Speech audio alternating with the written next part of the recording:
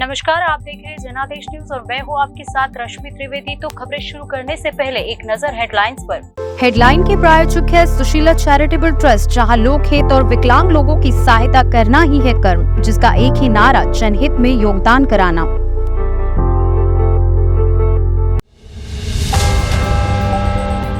क्या कनाडा के PM Justin के कबाड़ प्लेन में था ड्रग्स? भारत के पूर्व राजनयिक का सनसनीखेज दावा। भारत में ताबड़तोड़ एक्शन से बौखलाए कनाडा में बसे खालिस्तानी। भारत की वीजा में देरी पर रोने लगा पीसीबी, आईसीसी से कर डाली शिकायत। कास्ट सेंसर हिंदुस्तान का एक्सरे, राहुल गांधी ने चुनाव से पहले केंद्र से किया बड़ा सवाल। महिला शक्ति को यूं ही नहीं वंदन कर रही एमपी में बीजेपी, 96 सीटों पर है बाहुबली। अब खबरें विस्तार से। कनाडा के प्रधानमंत्री जस्टिन ट्रूडो को लेकर भारत के एक पूर्व राजनयिक ने चौंकाने वाला दावा किया है। राजनयिक का कहना है कि जिस समय ट्रूडो G20 सम्मेलन के लिए भारत आए थे, उस समय वह ड्रग के नशे में चूर थे। क्या है बात, जानते हैं विस्तार से। भारत पर खालिस्तानी हरदीप सिंह निज्जर की हत्या का बेतुका आरोप लगाने वाले कनाडा के प्रधानमंत्री जस्टिन को लेकर पूर्व भारतीय राजनयिक ने चौंकाने वाला दावा किया है। जस्टिन G20 सम्मेलन के लिए नई दिल्ली आए थे, जहां सम्मेलन के बाद सभी मेहमान अपने देश वापस लौट गए, तो ट्रूडो को प्लेन में खराबी की वजह से भारत में ही रुकना पड़ा था। जस्टिन के आरोपों के बाद से भारत और कनाडा के बीच काफी तनातनी हो गई है। जस्टिन ने पिछले हफ्ते भारत पर जो आरोप लगाया है, उन्हें भारतीय सरकार ने बेतुका करार दिया है। आर्मेनिया, बेलोटा, जॉर्जिया और ऐसे तमाम देशों ने भारत के राजदूत के तौर पर तैनात रहे दीपक वोहरा ने एक न्यूज चैनल पर ट्रूडो को लेकर कई सनसनीखेज दावे किए हैं। उन्होंने कहा है कि पिछले दिनों जब जस्टिन G20 के लिए भारत आए थे, तो स्नीफर डॉग्स ने एयरफोर्स पर ट्रूडो के प्लेन में कोकेन का पता लगाया था। इसके बाद ही इस पर चर्चा होने लगी है कि क्या जस्टिन की स्थिति इतनी हाई प्रोफाइल कार्यक्रम के समय वाकई G20 के समय ठीक नहीं थी। ट्रूडो G20 के बाद आयोजित राष्ट्राध्यक्षों के सम्मान के लिए आयोजित डिनर में भी शामिल नहीं हुए थे। कई लोग अब दीपक वोहरा के बयान को इससे ही जोड़कर देख रहे हैं। जस्टिन ने पिछले दिनों कहा था कि उनके पास इस बात की सबूत है कि खालिस्तानी हरदीप सिंह निज्जर की हत्या में भारतीय एजेंट्स का हाथ है। ब्रिटिश कोलंबिया के सरे में एक गुरुद्वारे के बाहर 18 जून को निज्जर की हत्या कर दी गई थी। ट्रूडो के आरोप के बाद से कनाडा और भारत के बीच टेंशन बढ़ गई है। जस्टिन के खिलाफ आरोपों ने अंतर्राष्ट्रीय स्तर पर आयोजित शिखर सम्मेलन में विश्व नेताओं के आचरण और राजनीतिक संबंधों पर पड़ने वाले प्रभाव के बारे में बहस छेड़ दी है। ट्रूडो के प्लेन में ड्रग्स की खबरें कुछ दिन पहले भी आई थी, लेकिन इसकी पुष्टि नहीं की जा सकती थी। अब कई लोग कनाडा की सरकार की आधिकारिक प्रतिक्रिया और पूर्व राजनयिक द्वारा लगाए गए आरोपों पर स्पष्टीकरण का इंतजार कर रहे हैं। ट्रूडो ने हाउस ऑफ कॉमन्स में दावा किया है कि कनाडा की राष्ट्रीय सुरक्षा एजेंसी को भरोसा है कि भारत सरकार के एजेंट्स ने इस कनाडाई नागरिक की हत्या को अंजाम दिया। भारत ने निज्जर को एक आतंकी घोषित किया हुआ था। कनाडा के रक्षा मंत्री बिल प्लेयर ने भी अपने पीएम के नक्शे कदम पर चलते हुए भारत पर बेबुनियाद आरोप लगाए थे। रक्षा मंत्री प्लेयर ने अब कहा है कि G20 के बाद कनाडा के पीएम ट्रूडो का आधिकारिक प्लेन खराब हो गया था और इसके पीछे भारत का हाथ था। उन्होंने कहा कि मैं इस पर कोई टिप्पणी नहीं करना चाहता हूँ। हाँ, कुछ चिंताएं स्पष्ट रूप से है। जहाँ रक्षा मंत्री इस पर खामोश है, तो उनके प्रवक्ता ट्वीट पर सफाई दे रहे हैं। पिछले दिनों भारत ने कनाडा सरकार के आरोपों के बाद खालिस्तानियों पर जमकर एक्शन लिया है।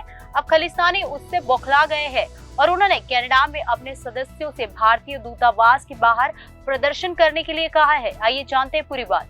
कनाडा के प्रधानमंत्री जस्टिन के बेबुनियाद आरोपों के बाद भारत सरकार ने खालिस्तानियों के खिलाफ एक्शन लिया। खालिस्तानी इस कार्रवाई से बौखला गए हैं। एक खालिस्तानी समूह ने कनाडा के मुख्य शहरों में स्थित भारतीय राजनयिक मिशनों के बाहर विरोध प्रदर्शन करने की अपील की है। ट्रूडो ने पिछले हफ्ते ब्रिटिश कोलंबिया में खालिस्तानी हरदीप सिंह निज्जर की हत्या में भारत के शामिल होने की आशंका जताई थी। ट्रूडो ने देश की संसद में एक बयान में यह बात कही थी कि जबकि देश में निज्जर की हत्या की जांच जारी है। कनाडा में सिख फॉर जस्टिस के मुखिया जतिंदर सिंह रेवाल ने न्यूज एजेंसी राइटर्स से बातचीत में अपनी योजना के बारे में बताया है। उन्होंने कहा कि उनका संगठन निज्जर की हत्या को लेकर जागरूकता बढ़ाना चाहता है। इसके लिए टोरंटो, ओटावा और वैंकूवर में भारतीय दूतावासों और वाणिज्य दूतावासों के बाहर विरोध प्रदर्शन किया जाएगा। ग्रेवाल ने कहा, हम कनाडा से भारत के राजदूतों को निकालने के लिए कह रहे हैं। ओटावा और टोरंटो में भारत के राजनयिक मिशनों की तरफ से कोई टिप्पणी फिलहाल नहीं की गई है। टोरंटो पुलिस विभाग ने कहा है कि उसे सोमवार को होने वाले प्रदर्शनों के बारे में जानकारी है। ट्रूडो ने कहा था कि कनाडा विश्वसनीय आरोपों पर काम कर रहा है कि भारत सरकार के एजेंट हरदीप सिंह निज्जर की हत्या से जुड़े हो सकते हैं। 18 जून को निज्जर की हत्या कर दी गई थी। भारत ने ट्रूडो के आरोप से साफ इनकार कर दिया और आरोपों को बेतुका बताया। ट्रूडो के आरोप के बाद दोनों देशों के बीच तनाव पैदा हो गया। कनाडा और भारत ने राजनयिकों को निकाला दे दिया। साथ ही भारत ने कनाडा के नागरिकों के लिए वीजा भी सस्पेंड करवा दिया था। निज्जर सन 1990 के दशक फर्जी पासपोर्ट के आधार पर कनाडा गया था। वह यहाँ पर प्लम्बर का काम करता था। निज्जर पिछले काफी सालों से पंजाब को भारत से अलग करने की खालिस्तानी मुहिम को आगे बढ़ा रहा था। भारत ने जुलाई 2020 में निज्जर को आतंकवादी घोषित कर दिया था। कनाडा में सिखों की आबादी काफी है। यह देश पिछले कई सालों से ऐसे प्रदर्शनों का स्थल रहा है, जिसकी वजह से भारत की परेशानियां बढ़ गई है। पाकिस्तान क्रिकेट बोर्ड यानी पीसीबी ने वीजा मुद्दे की वजह से विश्व कप के लिए टीम की भारत यात्रा में देरी पर बड़ा बयान दिया है। पीसीबी ने आईसीसी को लिखा है कि वह भारतीय वीजा मंजूरी का अब भी इंतजार कर रहे हैं। पाकिस्तान क्रिकेट बोर्ड यानी पीसीबी ने वीजा मुद्दे की वजह से विश्व कप के लिए पाकिस्तान टीम की भारत यात्रा में देरी पर सोमवार को बड़ा बयान दिया। उन्होंने आईसीसी यानी इंटरनेशनल क्रिकेट काउंसिल के समक्ष गंभीर चिंता जताते हुए दावा किया कि इससे टीम की तैयारी प्रभावित हो रही है। पीसीबी ने आईसीसी को लिखा कि वह अब भी इस्लामाबाद में भारतीय उच्चायोग से वीजा मंजूर का इंतजार कर रहे हैं। पाकिस्तान को अभ्यास मैच के लिए 27 सितंबर को हैदराबाद पहुंचने से पहले दुबई में 2 दिवसीय टीम बॉन्डिंग सत्र आयोजित करना था। भारतीय वीजा पर अनिश्चितता के कारण दुबई के कार्यक्रम को रद्द कर दिया गया है। बाबर आजम की अगुवाई वाली टीम हैदराबाद में 2 अभ्यास मैच के बाद विश्व कप के इतने ही मुकाबले खेलेगी। टीम को 29 सितंबर को न्यूजीलैंड के खिलाफ अपना पहला अभ्यास मैच खेलना है। पीसीबी ने आईसीसी को मुख्य कार्यकारी अधिकारी यानी सीईओ जोफ अल्फाडिस को संबोधित पत्र में दावा किया कि भारत में विश्व कप के लिए खिलाड़ियों, टीम अधिकारियों, प्रशंसकों और पत्रकारों को दिए जाने वाले वीजा पर उसकी चिंताओं पर 3 साल से अधिक समय से ध्यान नहीं दिया गया है। इसमें यह भी कहा गया कि पाकिस्तान के साथ इस तरह का असमान व्यवहार स्वीकार नहीं होगा। पीसीबी के प्रवक्ता ने सोमवार को पीटीआई भाषा से कहा कि पिछले 1 हफ्ते से पीसीबी को हमेशा यही कहा जा रहा है कि वीजा 24 घंटे में मिल जाएगा, लेकिन हम अभी भी इंतजार कर रहे हैं। हमें ऐसे संकेत मिल रहे हैं कि भारतीय गृह मंत्रालय से वीजा के लिए अनापत्ति प्रमाण पत्र यानी एनओसी जारी नहीं किया गया है। पाकिस्तान की टीम ने भारत में आखिरी बार 2016 T20 विश्व कप से हिस्सा लिया था। दोनों देशों के बीच राजनयिक तनाव के कारण क्रिकेट टीमें एशिया कप और आईसीसी टूर्नामेंट में ही एक दूसरे के खिलाफ खेलती है। पीसीबी सूत्रों ने बताया कि दुबई यात्रा रद्द होने के बाद लगभग 35 सदस्यीय पाकिस्तानी दल फ्लाइट टिकट फिर से बुक किए गए हैं। टीम को अगर समय पर वीजा मिला तो यह दल 27 सितंबर को सुबह लाहौर से दुबई होते हुए हैदराबाद के लिए रवाना होगी। एक सूत्र ने कहा, जहां तक विश्व कप के लिए टीम की तैयारी का सवाल है, वीजा में देरी के कारण झटका लगा है। अभ्यास मैच में 4 दिन से भी कम समय बचा है और खिलाड़ी अनिश्चितता की स्थिति में है। उन्होंने कहा, अगर खिलाड़ियों को इस स्थिति का सामना करना पड़ रहा है तो प्रशंसकों और पत्रकारों के वीजा आवेदनों का क्या होगा। पाकिस्तान के खेल से जुड़े वीजा आवेदकों को 3 मंत्रालय यानी गृह, विदेश और खेल से मंजूरी की आवश्यकता होती है। छत्तीसगढ़ में इस साल विधानसभा के चुनाव हो गए। विधानसभा चुनाव से पहले राहुल गांधी ने बिलासपुर में जनसभा को संबोधित किया। इस दौरान राहुल गांधी ने जातीय जनगणना का मुद्दा उठाया। राहुल गांधी ने कहा कि हमारी सरकार आएगी तो जाति के आधार पर जनगणना की जाएगी। कांग्रेस के पूर्व अध्यक्ष और सांसद राहुल गांधी ने केंद्र सरकार को गरीब विरोधी करार दिया। बिलासपुर में आयोजित रैली को संबोधित करते हुए राहुल गांधी ने कहा, कांग्रेस का रिमोट कंट्रोल गरीबों के खाते में राशि डालने के लिए और भाजपा का रिमोट कंट्रोल उद्योगपतियों के लिए चलता है। राहुल गांधी ने एक बार फिर से जातीय जनगणना का मुद्दा उठाया। उन्होंने कहा कि जातीय जनगणना कास्ट सेंसर हिंदुस्तान का एक्सरे है। उन्होंने कहा कि इससे पता लग जाएगा कि देश में ओबीसी कितने हैं, आदिवासी कितने हैं, सामान्य वर्ग से कितने हैं। एक बार आंकड़ा आ जाएगा तो देश सबको लेकर आगे चल पाएगा। महिलाओं को भागीदारी देनी है, सबको भागीदारी देनी है तो जातिगत जनगणना करानी होगी। राहुल गांधी ने कहा, पीएम मोदी जातिगत जनगणना से इतना डरते क्यों है? डरिए मत, जातीय जनगणना का डेटा सामने लाइए। ओबीसी, दलित, आदिवासी और महिलाओं को भागीदारी देनी है तो जातीय जनगणना करवानी ही पड़ेगी। राहुल गांधी ने आगे कहा कि देश को 90 सचिव चला रहे हैं, यही लोग योजनाएं बनाते हैं, इनमें महज 3 ही ओबीसी वर्ग से है।